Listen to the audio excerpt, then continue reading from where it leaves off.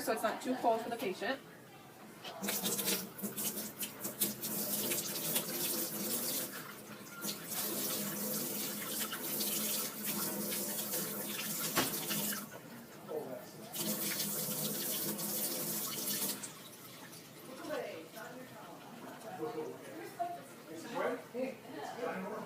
And since you're doing a big dog, you're going to want it really full.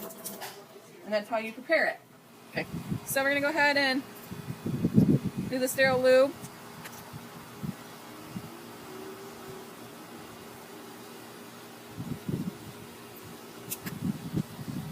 And then we have a marked here, so it's only going in a few inches because you don't want to go in too far.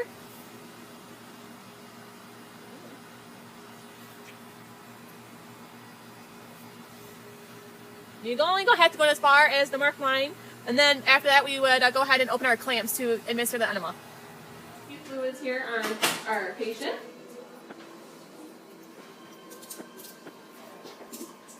So I'm going to go ahead and tent the skin. And start at the base of the tent.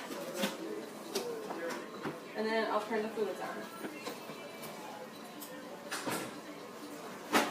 And you can measure how much fluids you're giving by monitoring the lines on the IV bag. And this will help with hydration of the patient.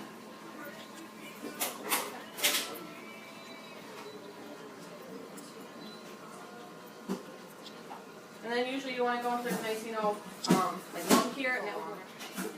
And then when you're done with the fluids, you can just go ahead and shut your IV bag off. Grab your cap. And then pull it off so no water leaks out. We modified Robert Jones bandage. So we have our turn presser here with our tape. So we go ahead and make our stirrups.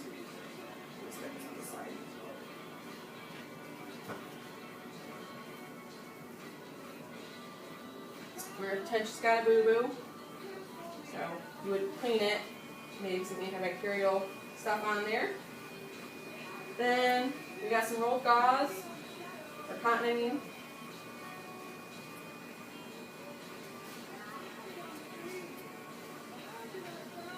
And then you want to, when you're wrapping it, you want to wrap it at least 50% over.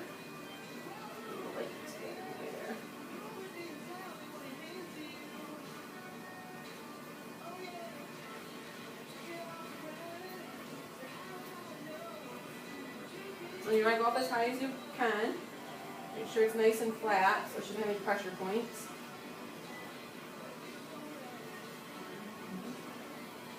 And then I'm going to rip that off. And then go ahead and start our rolled gauze.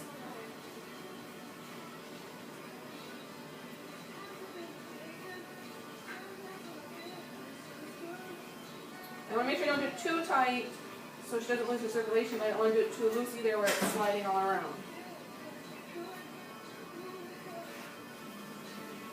Once again, same procedure, overlapping by 50%.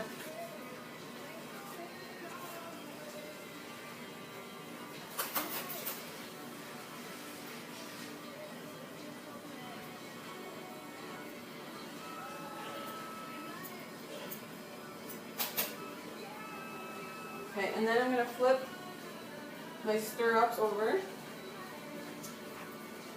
And I want to do a little twist.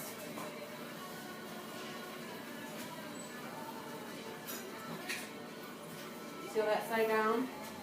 I'm going to do the same thing with this side here. Just a little twist. And then flip this piece all the way up as well. And then I'm going to take my vet wrap.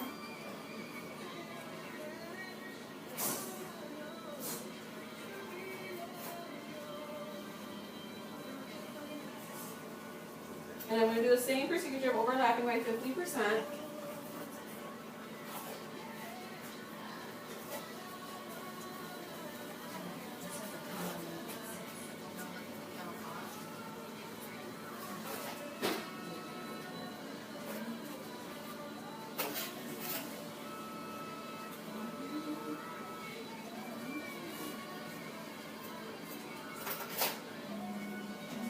And then seal that down, and then I'm going to go ahead and grab my elastic tape. And I want to tape it down just so her two middle toes are sticking out.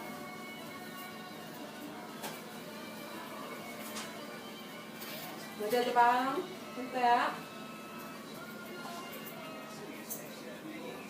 I have issues cutting with these scissors from a left-handed person.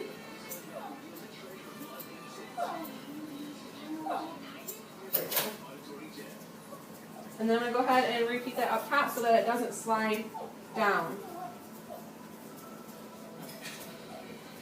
You're doing so good, sweetheart.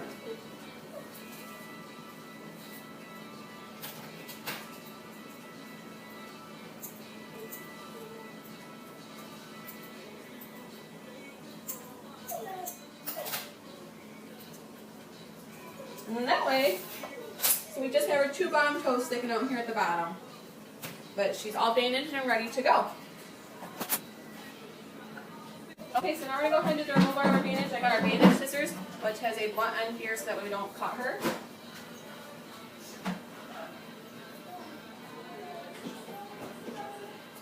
Kind of loosen some of the tape around her feet.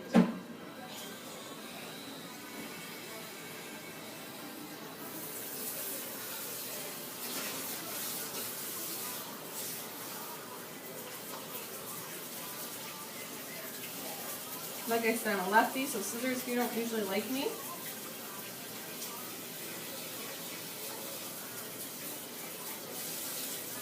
And then I want to be careful.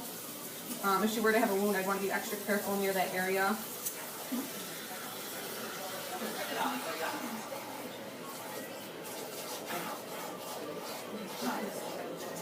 Yeah.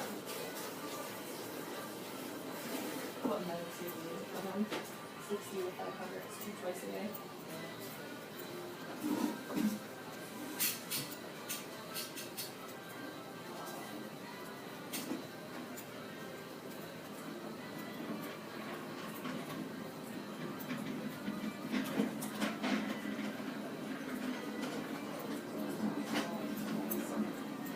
Alright, and then you want to be careful about pulling any hair off. And there we go. Alright, so now we're going to go ahead and show a simulation of a swim with a modified Robert Jones.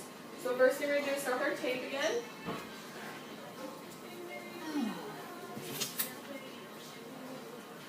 We have our compressor here already in the middle, tape's ready to go. And then we're going to start with our rolled cotton.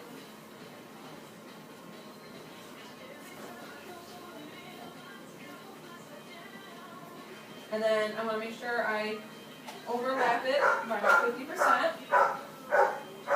Now you're with the split, it's just like a modified Robert Jones.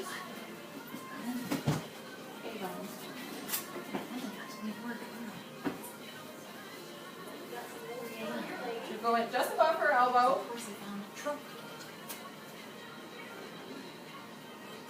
Then I'm going to go ahead and use some elastic gauze.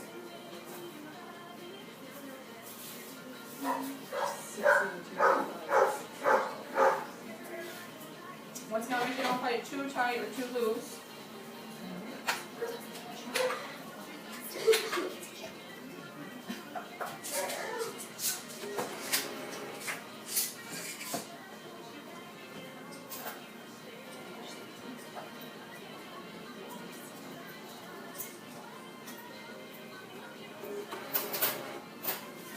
And then this splint would usually technically be, we cut it down to fit her size.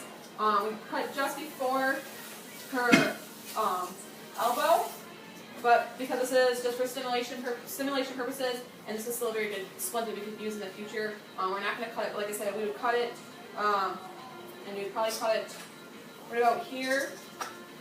So we cut off right there at the top, and this would be gone, so that it's not in the way. But for demonstration purposes, we're going to keep it long. And then I want to get my tape, make my stirrups so I can have pop stick.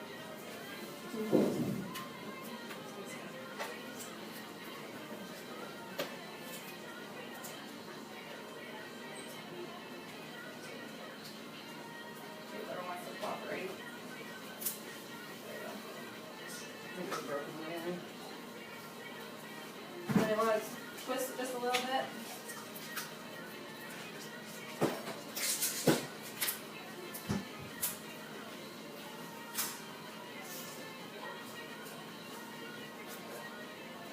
And then,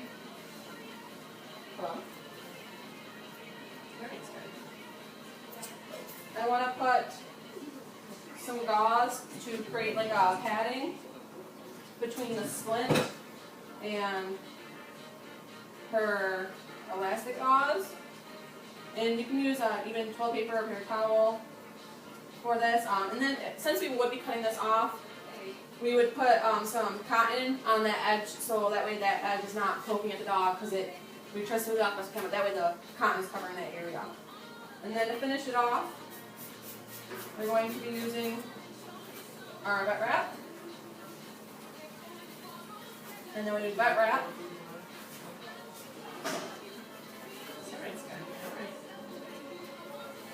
The splint once again overlapping by 50%.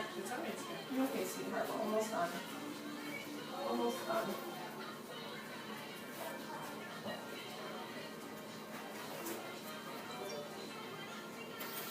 Once again, just going over the elbow area.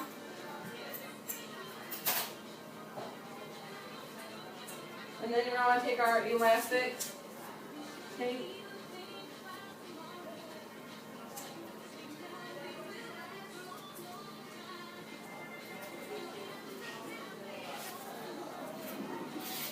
So that way the bandage stays on and doesn't start sliding around.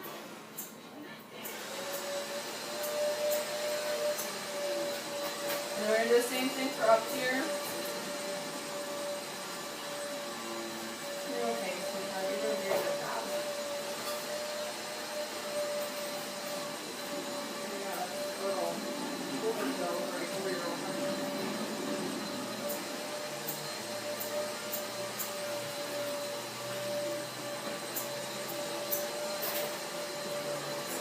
And then we have our modified Rod Jones with a splint. Her true coat is just barely picking up on the cotton tool. They do so tiny. We're going to go ahead and remove the bandage with the splint. Using my band scissors with the blunt end.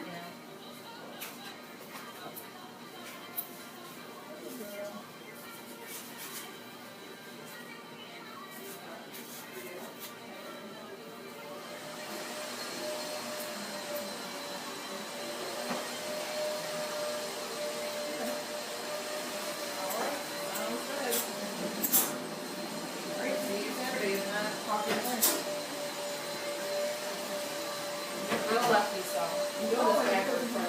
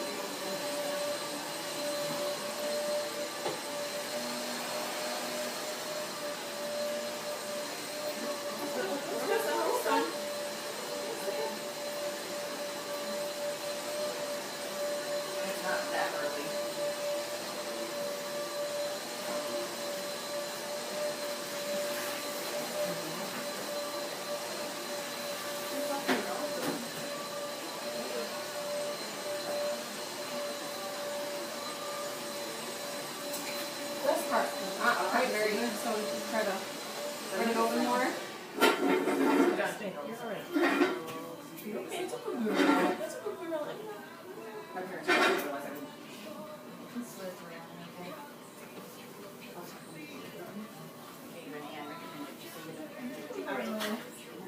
No. Easy, sweetheart, easy.